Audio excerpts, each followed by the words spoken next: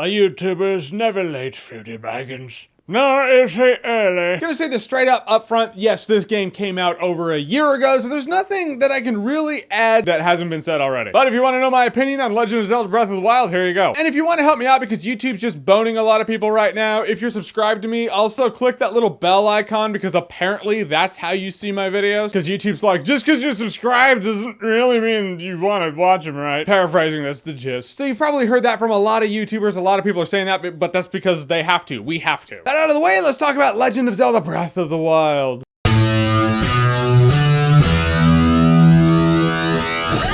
Legend of Zelda Breath of the Wild. The Legend of Zelda Breath of the Wild came out for the Wii U and the Switch. It was a port to the Switch from the Wii U because Wii U was just losing momentum and they were like, all right, we're gonna put that for our new system. Pretty sweet launch title. But I was like, I'm gonna hold out on the Switch because, well, I bought a Wii U. I fell for that shit before. We'll see how it goes. So I got Breath of the Wild for the Wii U and played it. Played a lot of it. What I love about this game is after Link wakes up, he's like, I have amnesia. And this dude's like, well, Calamity Ganon has taken over Hyrule Castle. And then you have a tutorial that doesn't really feel like a tutorial. I can't praise this game enough. Tutorials are ball-numbingly boring. This tutorial didn't feel like a tutorial. Generally speaking, you do everything in the tutorial area that you do out there. I mean, well, most things anyway. It's a smaller sandbox of the bigger sandbox. The biggest things you do is you do find these abilities that stick with you throughout the game. Bombs, square bombs that don't roll down hills. One turns you into Magneto. The other stops time for an item so you can beat the piss out of it, and then all the energy transfers to it immediately and it just flies. You can later upgrade these items to be a little more effective. Point is, most shrines you run across that have puzzles deal with these abilities or the bow and arrow. Might use the bow and arrow. After that, have fun. The world is your oyster. You can do anything and go anywhere. You can actually go straight to Hyrule Castle and take on Calamity Ganon immediately. You beat the game within like an hour. In most cases, if you try that, you will get your dick kicked in up through your throat, but you can try it. Point is, the execution of the tutorial deserves props. And though the game does herd you in certain directions, like, hey, go here, the Zora stuff, you don't have to go there. My brother was like, I did Death Mountain first. I don't know how he did that, but he did. See, the 4 divine beasts you go into in this game, they do serve as Zelda dungeons, but there are only 4 of them. And at first I was like, 4 dungeons, that's it? You got to just find these shrines and then solve the puzzles of the shrines? At first, knee-jerk reaction, I just didn't like that. I like the traditional Zelda dungeons. I felt like that was just taken away from me. I'm like, you took away the puzzle element. But they actually didn't take away the puzzle element if you take a beat and you just kind of think about it. Because really, if you look at the Zelda dungeons are a series of puzzles that work together in tandem to create one big dungeon. They just took those dungeons with all those puzzles and individualize the puzzles and spread them around Hyrule, and now there's shrines you gotta look for. You still have the puzzle element with the shrines, you just have to search for them more. Sometimes the puzzle is just finding the shrine because some of these shrines are hard to find. With every shrine you beat, you get a spirit orb, you get 4 of those spirit orbs, you get a heart container. And I can't really overemphasize how fun it is to search for shrines. So many days I just found myself for hours walking around the landscape of Hyrule looking for shrines because I look at my map, I'm like, there's no shrine there. There probably is though. I haven't mapped it, so let's go find it. In terms of battle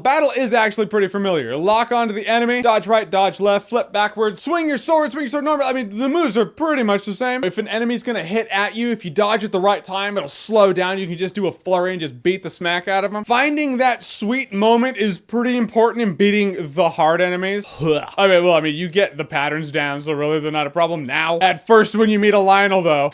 In terms of battle, I felt like some of the enemies were being punks. We'll take the Lionel for example. Probably Lionel, but I call them Lionel, like Lionel. So I ended up calling them Lionel Luthers when I saw them. Point is, when you get their charges down, the dodging down, what they'll do is they'll run past you and the camera swings around to where now you probably need to hold back in order to jump for the next attack, but back is no longer back. It's actually the camera's kind of askew, so back is left. And then you get smacked because you don't dodge correctly. I felt like the computer was using the camera trickery as a trick to get a hit off on me, and I felt like that was kind of punk. Biggest difference is the shields, swords, bows that you find, they break. You use them enough, it'll take damage. They take damage, they will break. So when you beat an enemy, pick up their weapon. You need a lot of swords, you need a lot of shields. Further the game goes on, you find more powerful swords and shields, and you always run into that feeling of, if only I had one more slot. You do find these little Koroks, there are hundreds of them in this world. But you can trade in their seeds, get more slots for a sword, shield, or bow. I ended up with a lot of weapon slots, and I always ran into that feeling. If only I had one more. Because like anything, financial income, days of the week, you adapt. It always feels like you don't have enough days in the week to do what you need to do, no matter how many days you actually have to do do it. Human beings are very good at adapting to making sure they don't actually end up having an excess of anything they probably need an excess of. You also have armored-based buffs, outfit buffs, whether it be you have to have your gear for cold when you're climbing the mountains, or your gear to cool down when you're in the desert, or your gear for battle, or maybe the gear you have just looks cool and you just like the aesthetic appeal of it, so you just want to wear it. I like the fact that Link isn't locked into one outfit. There are a lot more heart containers in this game because you're actually probably the weakest Link, didn't mean to. But Link can't take as many hits in this game as he usually can. So it's very important to buff up your armor or learn to dodge. Cooking is a very important thing in here. You get different meats, seasonings, mushrooms, apples. I've said mushrooms, I hate mushrooms. But for this game, mushrooms work for a filler. And you cook them and you get a meal that'll replenish hearts. And that's all fine and dandy, but if you're just looking for hearts, you just get a hearty radish and cook one of those and just one hearty radish, and you'll get a meal that will replenish all your hearts plus 3. But you need stamina? That's fine. Endura carrot does the same thing. You cook one Endura carrot, it's fine. Really, cooking comes into play if you need armor buffs or attack buffs. That's where the cooking recipes come in. So for hearts, once you get hearty radishes, which is also at the first fairy fountain, there's one right over there in the corner. Every time you go there, you can just pluck it. I felt like the fun of cooking lost its luster. I was like, all right, I know what I need. I do feel like the music in this game left me a little wanting. I was looking forward to some of the Zelda themes playing while I was out there on my adventure. The music is really ambient music, and it does totally work for the sake of ambiance. But I can't really think of any themes in this game. The dun dun da da da da da. I can't think of that. Like if they were to come out with another anniversary mix CD like they did with Skyward Sword, I don't know any songs from this game that I would want in that CD. When you're raiding Hyrule Castle, the theme is pretty sweet, and you do hear some of the Zelda theme in there. Also, you hear some inspiration and variants of older Zelda music throughout in places. When you're hanging out in Death Mountain, that song is actually the last dungeon in the original Zelda. Oh, you just listen to it, it's the same thing? So I do like that there are variants, but there was no theme that really got my blood jacked. Maybe in one of the patches you can unlock music or something. But I cannot speak highly enough of the game's layout. Just the geographical appeal. You look around this world, it is alive. The draw distance literally seems like it goes from one end of a Hyrule to the other. So often I had so much fun just running around searching for stuff. Maybe I was searching for a shrine. Maybe I was searching for a memory. I'll get to memories in a second. But any open world game that can genuinely make your experience in the world fun for the sake of just being in the world, that's the win right there. You don't want your game to feel like a grind, and Breath of the Wild never felt like a grind to me. It is a completionist paradise. I'm not even a completionist. Yeah, the memories are a very important thing. There are these memories in your Sheikah Slate, which is pretty much your cell phone, and there are pictures of locations. You have to find these locations that these pictures were taken. You go there and it'll unlock a memory of what happened 100 years ago. Link's friendship with Zelda, what happened, how they lost. Without you finding the memories, the story really does leave you wanting, because there's not a story. But I was just really impressed at how I could look at this picture and be like, all right, well, those are the Garuda Mountains right there. That means that's that forest, which means that part is probably